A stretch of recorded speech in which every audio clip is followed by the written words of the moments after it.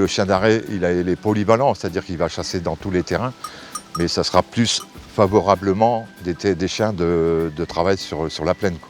Ce qu'il faut, c'est que le recommander pour avoir un chien d'arrêt, il faut quand même avoir un peu d'espace. Il faut du terrain, il faut que les chiens sortent régulièrement, enfin souvent, quoi. Qu'ils aient un peu de liberté autour de la maison. Donc il faut un terrain clôturé, il faut une maison individuelle. Et bon, éviter l'appartement pour les chiens de grande race comme les Spagnols français ou le setter anglais, quoi. C'est un chien d'arrêt, mais c'est aussi un chien de compagnie, surtout un chien de compagnie. Il faut consacrer du temps à son chien, il faut le sortir régulièrement. Il faut aussi le conditionner, il faut d'abord, avant tout, dans les premiers temps, il faut mettre en place beaucoup de passion. Il faut laisser le chien se passionner à la recherche des oiseaux.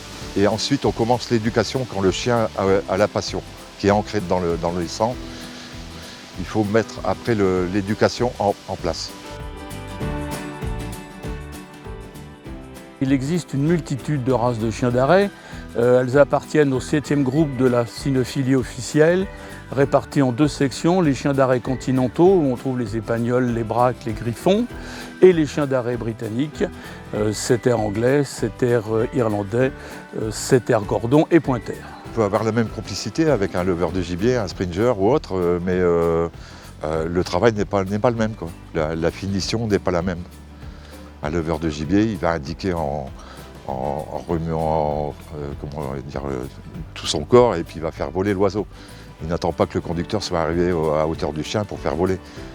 Donc ça lève le gibier. Tandis que le chien d'arrêt, il va attendre que le conducteur arrive à sa portée. On fait couler le chien à l'ordre et là l'oiseau, on fait voler l'oiseau au moment où le chien est vraiment à 50 cm de l'oiseau.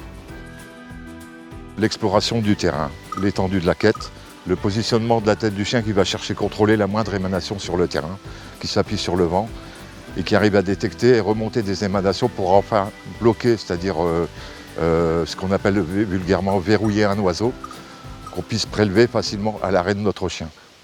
Et je me suis orienté vers le setter anglais parce que je voulais un peu plus d'adrénaline, un peu plus de sportivité avec mon chien, donc c'est pour ça que je me suis orienté vers le setter anglais, quoi. Moi, mon avis, c'est de s'orienter vers les clubs de race, qui sont plus à même de renseigner les futurs acquéreurs et puis de les mettre un peu dans le contexte de leur futur animal de compagnie.